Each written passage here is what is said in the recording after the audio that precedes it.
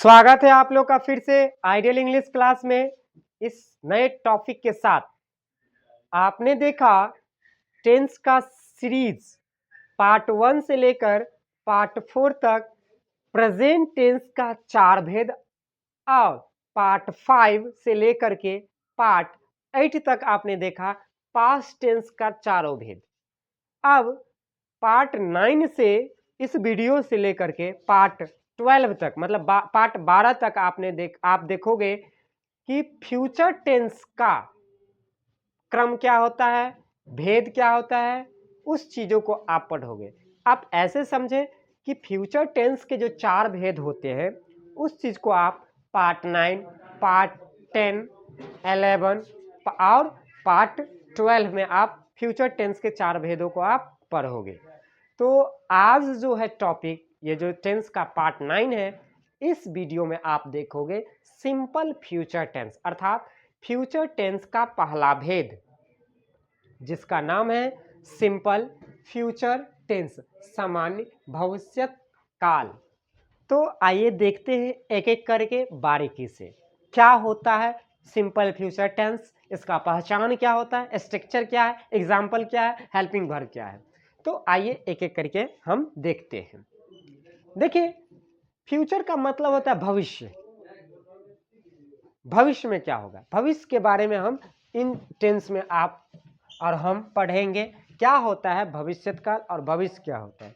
तो भविष्यकाल future tense का जो भेद है पहला, वो है सिंपल फ्यूचर टेंस, जिसका हिंदी होता है सामान्य भविष्यकाल।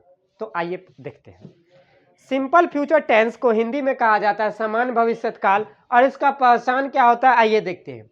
हिंदी वाक्य के अंत में गा, कौमा गे, कौमा गी जैसा शब्द लगा रहता है, अर्थात दुनिया का कोई भी वाक्य हो हिंदी का जिसके अंत में गा, कौमा गे, कौमा गी जैसा शब्द लगा रहेगा तो आप उसे सिंपल फ्यूचर टेंस मानोगे, क्योंकि ग्रामर कहता है जिस हिंदी वाक्य के अंत में गागेगी जैसा शब्द अगर लगा रहेगा तो उसे आप सिंपल फ्यूचर टेंस मानो।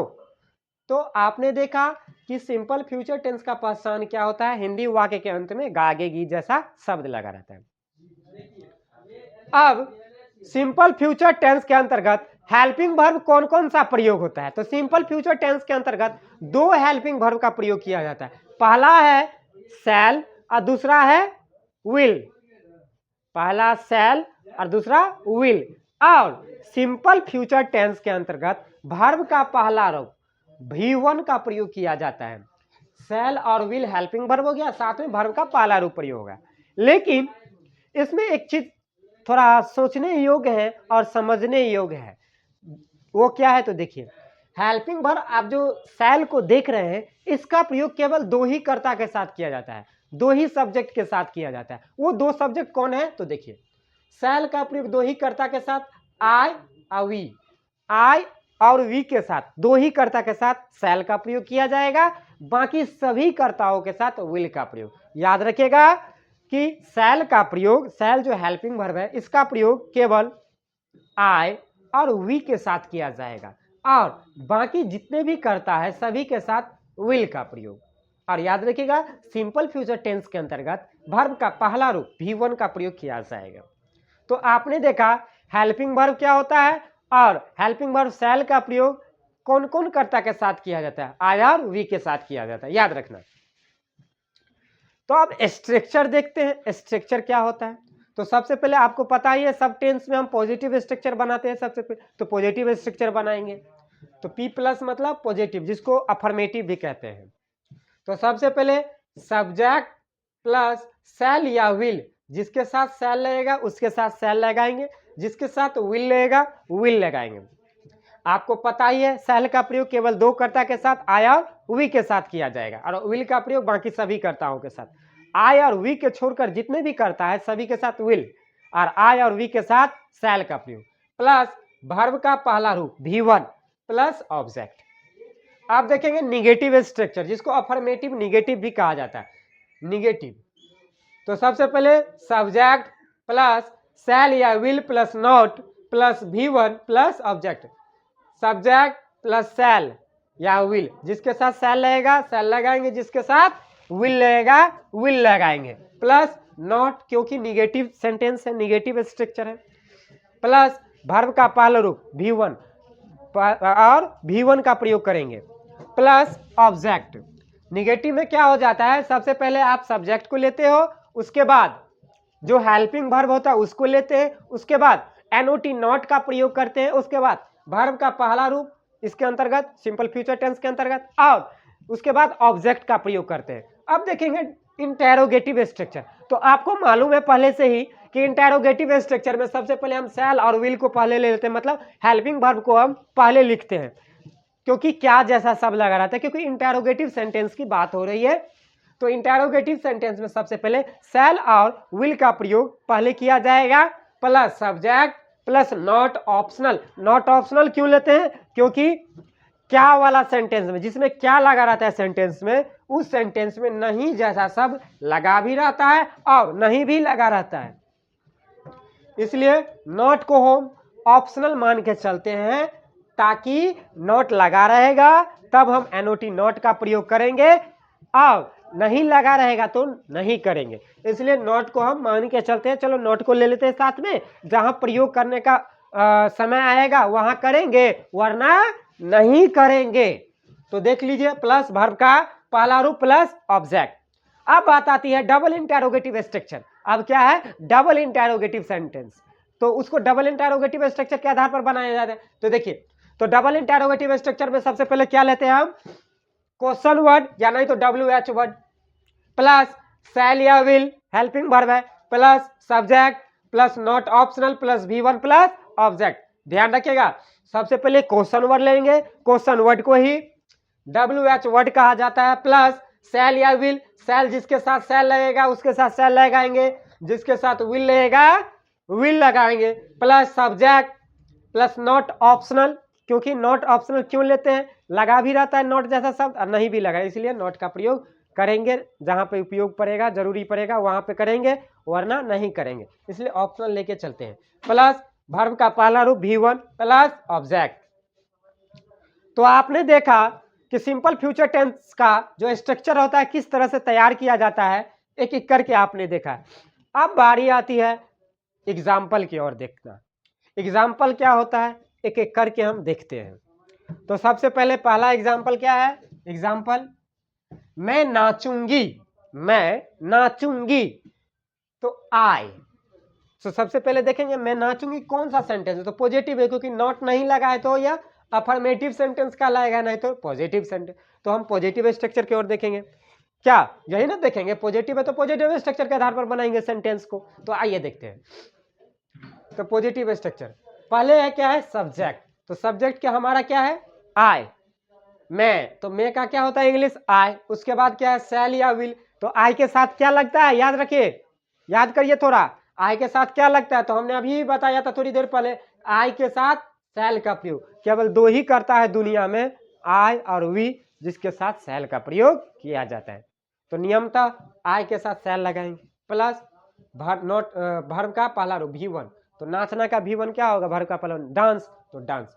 आगे क्या है, ऑब्जेक्ट। ऑब्जेक्ट इस सेंटेंस में नहीं है इसलिए उपयोग नहीं होगा। अगला है हम लोग क्रिकेट खेलेंगे, हम लोग क्रिकेट खेलेंगे। तो सबसे पहले देखेंगे सब्जेक्ट। तो सब्जेक्ट क्या है, हम लोग। तो हम लोग का इंग्लिश क्या होता है, वी के साथ क्या लगता है, शैल। तो शैल प्लस वर्ब का पहला रूप, तो खेलना का क्या होगा V1, तो प्ले। उसके बाद क्या है ऑब्जेक्ट। ऑब्जेक्ट क्या है, क्रिकेट, तो क्रिकेट दे दिया क्या। अब देखेंगे सीता बाजार नहीं जाएगी, तो देखो नहीं आ गया, तो ये निगेटिव सेंटेंस हो गया। तो निगेटिव स्ट्रक्चर को देखेंगे, तो देखिए सबसे पहले क्या निगेटिव स्ट्रक्चर में सब्जेक्ट। सब्जेक्ट सीता है तो सीता का इंग्लिश सीता ही होगा, प्लस सीता देखिए अलग करता है इसलिए इसके साथ विल का प्रयोग होगा। याद रखिएगा आई और वी के साथ सिर्फ शैल का प्रयोग, बाकी सभी के साथ विल। तो सीता, उसके बाद क्या लग जाएगा विल, प्लस नॉट। नॉट लगेगा क्योंकि नहीं जैसा शब्द है, नॉट प्लस वर्ब का पहला रूप, तो जाना का क्या होगा गो, तो गो। टू को प्रीपोजिशन है वो तो लगवे करेगा, प्लस ऑब्जेक्ट। ऑब्जेक्ट क्या है, बाजार, तो मार्केट। आसान भाषा में समझिए, जो डाउट होता है वो कमेंट करिए नीचे, आपको जवाब मिल जाएगा। अगला है वे लोग स्कूल नहीं जाएंगे, ये भी निगेटिव सेंटेंस है क्योंकि नहीं जैसा सब लगा हुआ है। तो सबसे पहले क्या है सब्जेक्ट, तो वे लोग का क्या होगा इंग्लिश दे, दे के साथ क्या लगेगा विल रहेगा, तो विल दे दिए, प्लस नॉट, तो नॉट लगा दिए क्योंकि नहीं जैसा शब्द है, प्लस वर्ब का पहला रूप, तो गो, गो मतलब जाना, तो गो टू कहाँ जाना है, तो स्कूल, स्कूल ऑब्जेक्ट हो गया, तो object go to school, clear. अगला है क्या वह अंग्रेजी बोलेगा, क्या वह अंग्रेजी बोलेगा, तो ये क्या हो गया इंटेरोगेटिव सेंटेंस। तो इंटेरोगेटिव सेंटेंस हो तो हम इंटेरोगेटिव स्ट्रक्चर को देखेंगे नियमतः, नियम के अनुसार।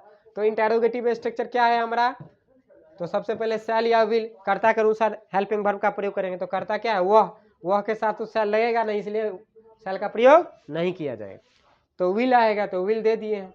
उसके बाद क्या है सब्जेक्ट, सब्जेक्ट क्या है वह का English he, plus not, not लगा है नहीं लगा है, तो नॉट का प्रयोग नहीं करेंगे। तो आगे बढ़ेंगे, वर्ब का पहला रूप V1, तो बोलना, बोलना का क्या होगा V1 speak, plus object, object क्या है अंग्रेजी, तो इंग्लिश, लास्ट में प्रश्नवाचक का चिन्ह दे देंगे, देख रहे हैं ये प्रश्नवाचक का चिन्ह है जिसको इंटेरोगेशन मार्क कहते हैं। इंटेरोगेटिव सेंटेंस में आपको प्रश्नवाचक का चिन्ह देना अति आवश्यक होता है, क्योंकि इंटेरोगेटिव सेंटेंस में प्रश्नवाचक चिन्ह अगर आप नहीं दोगे तो आपका सेंटेंस गलत हो जाएगा, इसलिए आप लोग ध्यान से इंटेरोगेशन मार्क जरूर दें इंटेरोगेटिव सेंटेंस में। अगला है क्या मैं हिंदी नहीं, क्या मैं हिंदी नहीं पढ़ूंगा, सॉरी क्या मैं हिंदी नहीं पढ़ूंगा, गा है ये गलती हो गया था, सॉरी, पढ़ूंगा, क्या मैं हिंदी नहीं पढ़ूंगा, तो ये भी इंटेरोगेटिव सेंटेंस है, तो इंटेरोगेटिव स्ट्रक्चर पर जाएंगे। तो सबसे पहले शैल या विल, तो कर्ता के अनुसार, तो कर्ता क्या है मैं, तो मैं के साथ क्या लगता है आई, उसका इंग्लिश क्या होता है आई, और आई के साथ किसका प्रयोग शैल का प्रयोग, तो शैल। उसके बाद क्या है सब्जेक्ट, सब्जेक्ट क्या है मैं है, तो इसका इंग्लिश आई। उसके बाद नॉट, नॉट लगा इस सेंटेंस में, तो हाँ लगा है, देख रहे हैं लगा है यहाँ पे, तो नॉट देंगे। आगे क्या वर्ब का पहला रूप, तो पढ़ना का भी वन क्या होगा रीड, तो रीड दे दिए। उसके बाद क्या ऑब्जेक्ट, ऑब्जेक्ट क्या है हिंदी है, तो हिंदी दे दिया, लास्ट में प्रश्नवाचक का चिन्ह इंटेरोगेशन मार्क जिसको कहते हैं, क्योंकि इंटेरोगेटिव सेंटेंस है ये।